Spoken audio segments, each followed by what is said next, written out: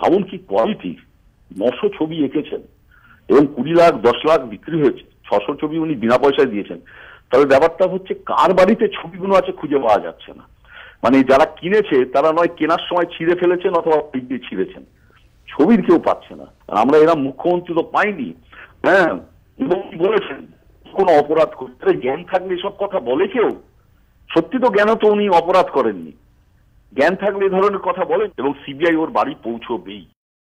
বা সত্য কথা বলাটা ওনার হাতের মধ্যে নেই, সেই কারণের জন্য উনি যখন যেরকম সংখ্যা মনে আসেন তখন সেরকম সংখ্যা বলেন।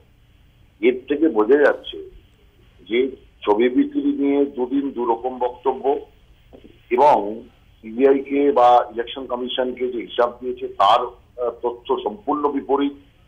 অতএব এটা পরিষ্কার যে টোটালটাই গরমিল, পরিষ্কার একটা গরমিলের মধ্যে দিয়ে যে সব হচ্ছে, সমগ্রটাই দুর্নীতি। মিথ্যা বললে, জালিয়াতি করলে বারবার বয়ান পাল্টাতে হয়।